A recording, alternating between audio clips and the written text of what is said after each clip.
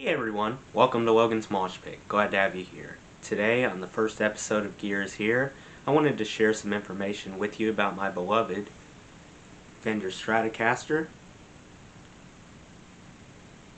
which has been a regular on my channel, kind of like a co-host, secretly plotting to overthrow me and take over.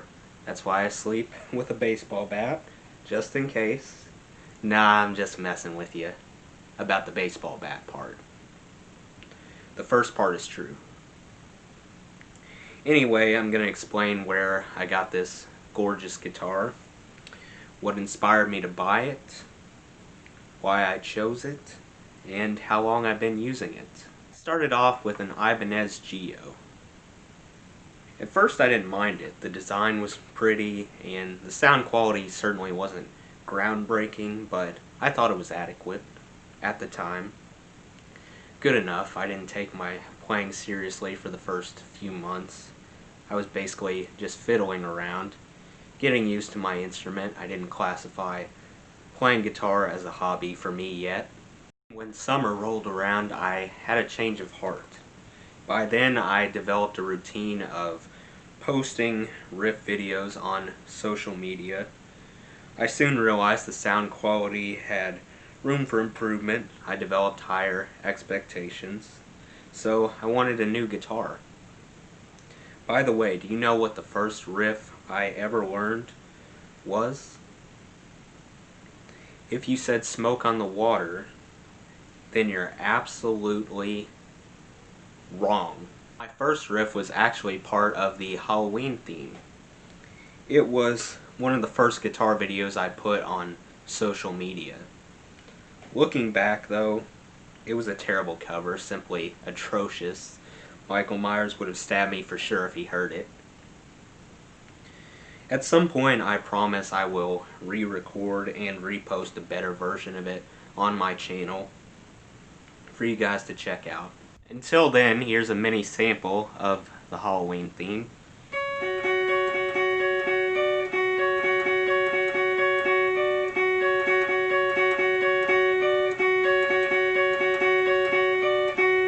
On July 28th, 2018, a Saturday, or should I say Straturday, my dad and I ventured to Guitar Center in Louisville, Kentucky, about half an hour away.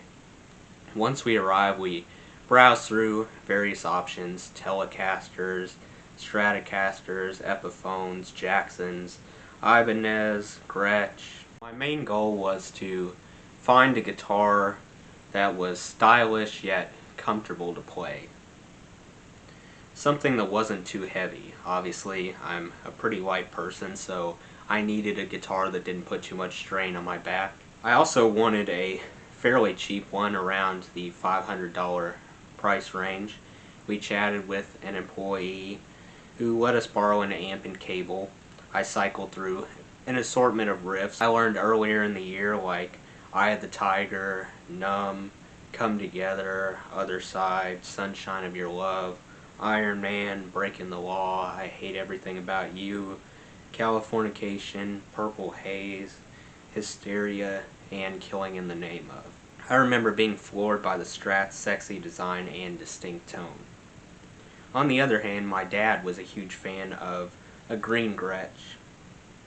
So, while we took turns jamming, there was this super annoying dude there, pounding on a drum set directly across from us. I could barely hear what I was doing. From the moment my dad and I walked in until the moment we walked out, probably like an hour and a half, something like that, this guy seemed lost in his own little world. I mean, we can't tell him to stop playing. That would be rude. He has just as much a right to test Guitar Center's products as us, but it got old fast. We hoped he would leave, but he ended up staying the whole time. I just hope he bought that freaking drum kit. Now, Guitar Center had two different forms of Strats to choose from: American manufactured and Mexican manufactured. The American Strats cost about $1,400. Meanwhile, the Mexican versions were roughly half that amount. An employee told us that the sound quality difference was hardly discernible unless you were a guitar enthusiast. I conducted a simple experiment. I performed a barrage of riffs on an American Strat followed by a Mexican Strat. To be honest, I couldn't even tell the difference. The price gap between them appeared to be very misleading. Did I think the American Strat sounded twice as exhilarating as its Mexican counterpart? Absolutely not. Then I inquired to an employee nearby whether or not they had any sales available on Mexican Fender Strats, because they were a shade beyond my budget. He pointed out a few, and I picked an outstanding all-black Strat. It stood at approximately $600, $100 cheaper than the others. Plus, I admired its uniqueness.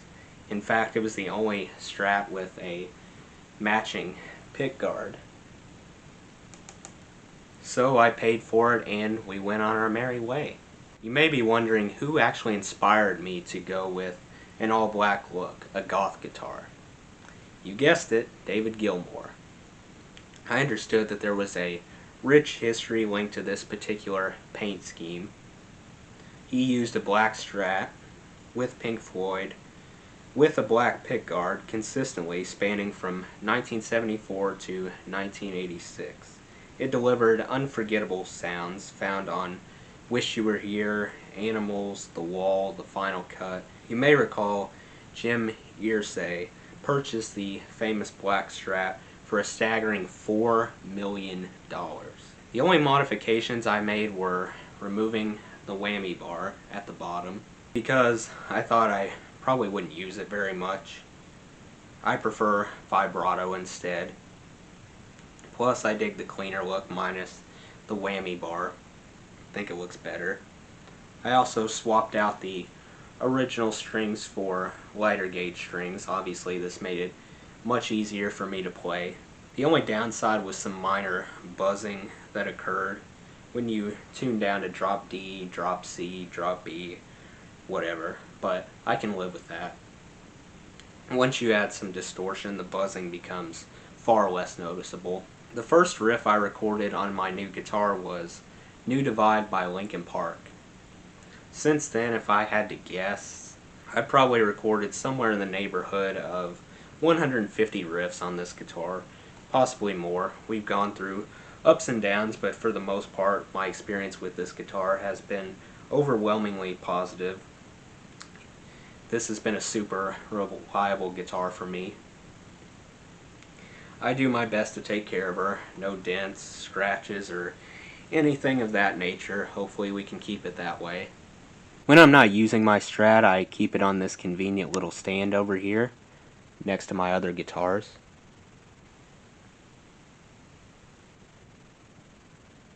Before we go, I just want to show you the bag of picks I use.